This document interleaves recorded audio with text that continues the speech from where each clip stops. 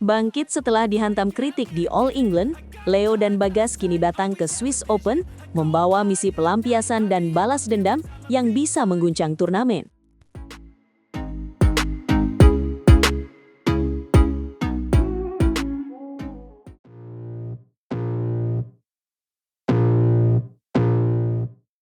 Ya, kemenangan atas pasangan Taiwan di hari pembuka Swiss Open bukan sekedar hasil awal, tetapi juga sinyal bahwa Leo dan Bagas mulai keluar dari tekanan besar yang sempat membuat kepercayaan diri mereka jatuh.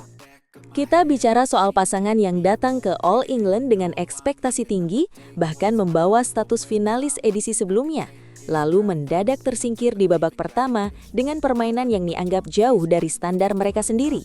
Kritik pun langsung datang deras karena banyak orang melihat Leo dan Bagas terlalu mudah kehilangan fokus, terlalu banyak memberi poin cuma-cuma, dan gagal menunjukkan kualitas yang sempat membawa mereka juara Thailand Masters.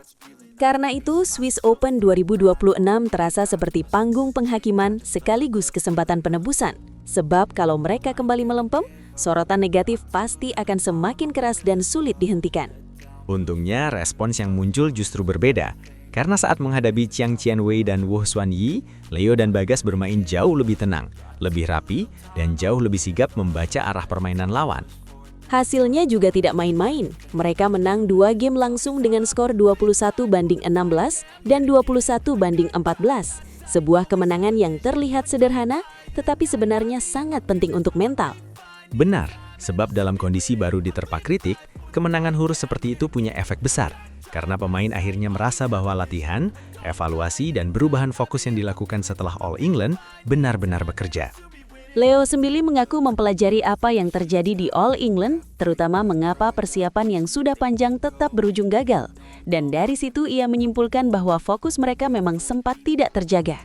Pengakuan itu penting karena menunjukkan mereka tidak lari dari masalah, justru menghadapinya dengan jujur, lalu datang ke Swiss Open dengan niat bangkit, bukan sekedar berharap lawan bermain buruk. Sementara Bagas menegaskan perbaikan mereka terlihat dari cara membaca situasi, terutama keberanian membatasi bola atas lawan yang punya postur tinggi besar dan pukulan keras, sehingga ritme lawan tidak dibiarkan berkembang liar. Ini menarik, karena perubahan itu bukan hanya soal semangat, tetapi juga soal keputusan teknis.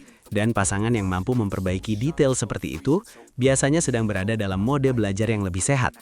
Namun cerita Leo dan Bagas belum selesai, karena kemenangan pertama ini justru membuka ujian baru yang lebih emosional, yakni pertemuan dengan wakil Malaysia Kang Hai Sing dan A.A. Rontai di babak 16 besar.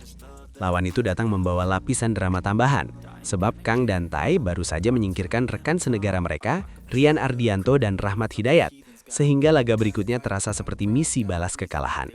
Jadi, Swiss Open sekarang bukan hanya soal pelampiasan setelah All England, melainkan juga soal harga diri sektor ganda putra Indonesia, karena Leo dan Bagas menjadi satu-satunya wakil tersisa yang masih bertahan. Status sebagai wakil terakhir bisa menjadi beban, tetapi dari komentar Bagas, justru terlihat bahwa mereka ingin menjalaninya dengan lebih enjoy dan lebih tenang, dua hal yang kemarin terasa kurang saat tampil di panggung besar. Dan di titik ini, ketenangan itu bisa jadi senjata utama. Karena pasangan yang baru saja dihajar kritik biasanya rawan bermain terburu-buru, ingin cepat membungkam semua suara, lalu justru masuk jebakan kesalahan sendiri. Kalau Leo dan Bagas mampu menjaga kepala tetap dingin, mereka punya cukup kualitas untuk menekan lebih dulu, menguasai tempo, dan memaksa Kang serta Arontai bermain di area yang tidak nyaman. Yang paling meyakinkan dari laga pertama kemarin adalah bahasa tubuh mereka. Karena tidak terlihat panik, tidak mudah terpecah setelah rally panjang, dan lebih kompak dalam transisi menyerang maupun bertahan. Itu detail yang sering tidak masuk statistik, tetapi sangat menentukan. Apalagi di turnamen seperti Swiss Open, ketika pemain datang membawa sisa emosi dari kekalahan sebelumnya, dan harus segera membalikan keadaan. Duel pada Kamis 12 Maret 2026 akan menjadi ukuran apakah kebangkitan ini benar-benar nyata atau baru sebatas reaksi awal setelah rasa malu di All England menusuk terlalu dalam. Jika mereka menang lagi, narasinya berubah total. Dari pasangan yang dituding melempem menjadi pasangan yang mampu menyerap pelajaran pahit, lalu bangkit dengan kepala tegak saat tekanan justru sedang maksimal. Sebaliknya, kalau sampai tersandung, pertanyaan lama akan muncul lagi. Apakah kemenangan atas wakil Taiwan hanya jeda sesaat, atau memang mental Leo dan Bagas belum sepenuhnya pulih dari pukulan besar pekan lalu? Itu sebabnya laga ini terasa besar, bukan karena final atau semifinal, tetapi karena disinilah Leo dan Bagas bisa menunjukkan bahwa Swiss Open benar-benar menjadi pelampiasan, pembuktian, dan titik balik musim mereka.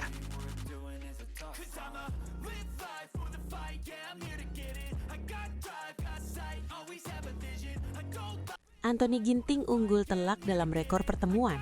Tapi mampukah dominasi itu bertahan saat tenaga terkuras dan Wang Tuzwe datang tanpa beban?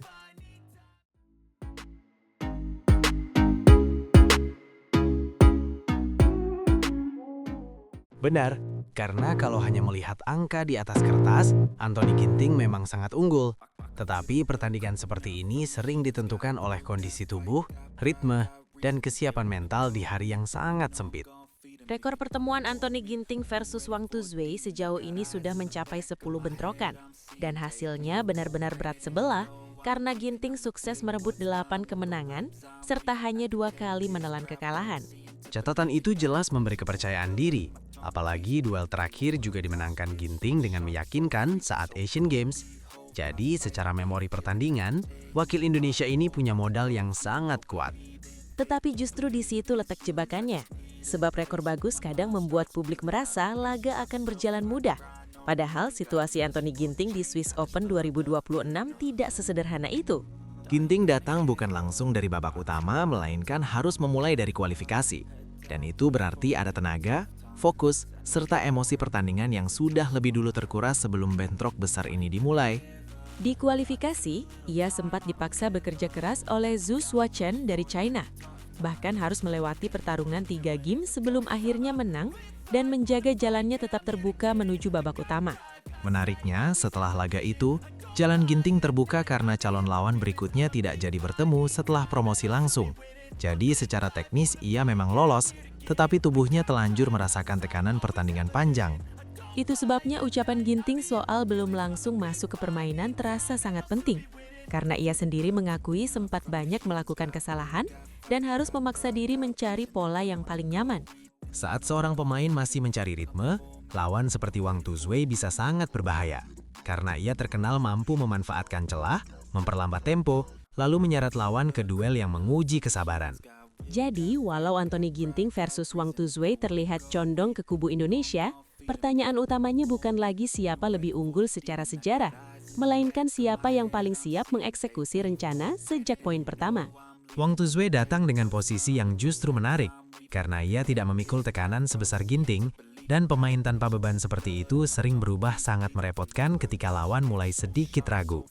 Apalagi laga ini berlangsung pada Kamis 12 Maret 2026. Jadi waktu pemulihan Ginting benar-benar terbatas dan menentukan kualitas kakinya di lapangan. Kalau pergerakan kaki Ginting kembali ringan, dia punya semua senjata untuk mengontrol rally, mempercepat serangan, dan mematikan Wang Tuzwe sebelum pertandingan berkembang menjadi maraton yang tidak nyaman. Namun kalau pemulihan itu tidak maksimal, Wang Tuzwe bisa memaksa duel menjadi panjang, mengundang rally ekstra, dan membuat beban dari kualifikasi terasa semakin nyata di tengah pertandingan. Ini yang membuat duel ini menarik untuk penonton, karena ada benturan antara dominasi masa lalu milik Anthony Ginting dan potensi kejutan baru dari lawan yang mungkin membaca momen kelemahan dengan sangat jeli. Bila Anthony Ginting mampu membuka laga dengan agresif, menekan lebih dulu dan menghindari start lambat seperti di kualifikasi, rekor pertemuan Anthony Ginting versus Wang Tuzwe berpotensi kembali berpihak tegas kepada Indonesia. Sebaliknya, jika Wang Tuzwe berhasil membuat Ginting bertahan terlalu lama di area belakang, menunggu, dan banyak mengangkat bola tanggung, pertandingan ini bisa berubah jadi alarm bahaya yang tak diduga. Kunci terbesar ada pada game pertama, karena disitulah Ginting harus membuktikan bahwa kemenangan 8 kali atas lawan yang sama bukan sekedar statistik, melainkan kualitas yang masih berlaku. Wang Tuzwe pasti tahu bahwa memukul Ginting di awal akan membuka pintu keraguan, jadi ia kemungkinan mencoba bermain rapi, menahan tempo, dan memancing kesalahan sendiri dari kubu Indonesia. Karena itu duel 16 besar Swiss Open 2026 ini terasa seperti ujian ganda, yakni ujian terhadap stamina Ginting dan ujian terhadap reputasinya sebagai pemain yang lebih unggul secara head-to-head. Bila Anthony Ginting lolos, kemenangan itu akan terasa penting bukan hanya karena tiket ke perempat final, tetapi juga karena ia membuktikan bahwa dominasi atas Wang Tuzwe tepat hidup meski datang dari jalur sulit. Jadi jangan tertipu oleh angka 8 menang dan 2 kalah saja. Sebab Anthony Ginting versus Wang Tuzwe kali ini membawa cerita berbeda, lebih rapuh, lebih menegangkan, dan bisa sangat menentukan arah langkah Ginting. Sekarang tinggal menunggu jawaban di lapangan. Apakah Anthony Ginting mengubah rekor bagus menjadi kemenangan lagi? Atau justru Wang Tuzwe membalik semua prediksi pada saat publik Indonesia mulai terlalu yakin?